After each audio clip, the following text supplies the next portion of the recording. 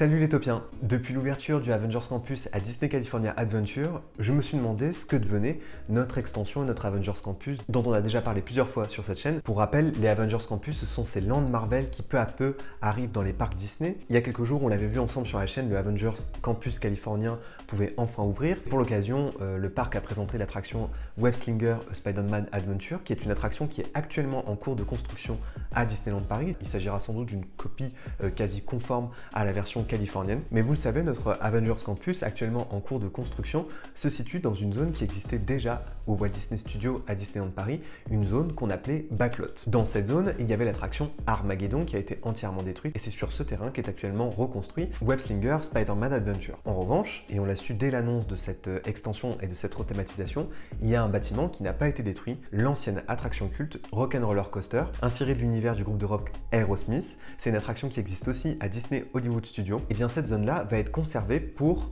une rethématisation. C'est ce qui fait que notre Avengers Campus sera très différent de la version californienne, car déjà, il sera sans doute plus adulte, car comme vous le savez, le Rock'n'Roller Coaster était une montagne russe à sensations. Et jusqu'au jour de sa fermeture, c'était une attraction extrêmement populaire et beaucoup de personnes ont été déçues d'apprendre cette rethématisation. Mais que les choses soient bien claires, il s'agit que d'une rethématisation. Donc, le coaster va bien rester et ce sera donc désormais un coaster autour de l'univers de Iron Man. J'ai lu tous vos commentaires sur ma vidéo précédente lorsqu'on a parlé de l'attraction Spider-Man et c'est vrai que vous trouvez ça trop familial, trop basique, trop enfantin. Mais encore une fois, dans notre land, il y a deux attractions et le land ne se résumera pas à cette attraction Spider-Man. Et aujourd'hui, c'est sur cette partie-là de l'extension qu'on sait très peu de choses. On sait très peu de choses sur le Iron Man Coaster. On sait même pas son nom pour l'instant, il n'a qu'un nom de code. Et c'est de ça dont je voulais vous parler aujourd'hui parce que j'ai essayé de répertorier tout ce qu'on sait à date sur cette attraction, à la fois en termes d'aménagement extérieur, ce qu'on sait aussi un petit peu sur l'intérieur, et j'ai aussi repéré quelques indices qui me laissent penser qu'on a aussi un morceau de la storyline de l'attraction. Je vous propose qu'on découvre ça ensemble, c'est parti. Aujourd'hui, il y a moins d'une dizaine de concept art qui sont sortis sur le Avengers Campus parisien. Et sur ce concept art, vous remarquez qu'on aperçoit de l'autre bout du land l'entrée de l'attraction Iron Man. Alors qu'anciennement, lorsqu'on se mettait à ce niveau-là du land dans l'ancien backlot, on ne pouvait pas deviner aussi clairement l'enseigne de l'attraction Rock'n'Roller Coaster. Là, on voit clairement que sur ce concept art, il y a une volonté d'attirer le public vers cette arche qu'on aperçoit au loin. Et on devine aussi sur la droite un vaisseau du Shield. C'est une petite version du point de rencontre qui existe en Californie. Ça va sans doute s'appeler Mission Control et c'est là qu'on pourra rencontrer au moins deux Avengers. Il y aura aussi des happenings au niveau du toit de l'attraction Web Slinger Spider-Man Adventure, mais aussi, vous voyez, des personnages pourront apparaître au niveau du vaisseau du Shield, tandis que la rencontre personnage se fera évidemment au rez-de-chaussée. Et ce qu'on devine sur ce même concept art, c'est qu'il y a une volonté de végétaliser le Avengers Campus. C'était l'énorme reproche qui était fait jusque-là à Backlot. Il y avait sans doute plus d'arbres sur le parking de Disneyland Paris que dans cette zone. J'exagère bien sûr, mais il y a une volonté de végétaliser et de faire en sorte que ce soit un petit peu moins bétonné dans cette zone qui était clairement l'espace le plus bétonné de tout Disneyland Paris. Il y aura une zone de verdure, on aperçoit une seconde zone de verdure au niveau de l'attraction Spider-Man et sur ce concept art, on devine enfin l'entrée de l'attraction Rock'n'Roller Coaster. En revanche, si on sait que le bâtiment principal n'a pas été forcément agrandi à ce niveau-là, on voit clairement la volonté de multiplier par deux la taille de l'attraction. Il s'agit juste d'une illusion d'optique parce qu'en réalité, il y a juste cette arche qui s'avance un peu plus loin que la façade. Et il y a ce parvis de végétation aussi qui vient compléter et qui donne l'illusion que l'attraction a été agrandie.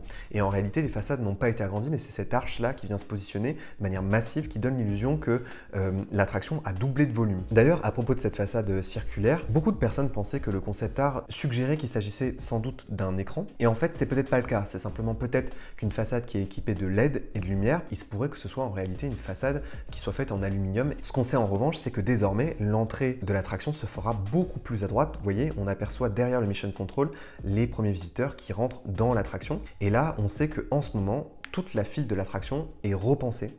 Elle a été entièrement détruite. En ce moment, c'est la zone en extérieur qui est la plus en travaux, qui est la plus modifiée. Et donc, toute la file de l'attraction est repensée. Et sur le permis de construire qu'avait dévoilé Outsiders, on sait aussi qu'il y aura l'ajout d'une file single rider. Donc, la partie la plus travaillée en extérieur, c'est donc cette fameuse arche, plus cette file d'attente qui est complètement repensé. Les deux autres bâtiments ne sont pas tellement modifiés en extérieur, ni même agrandis.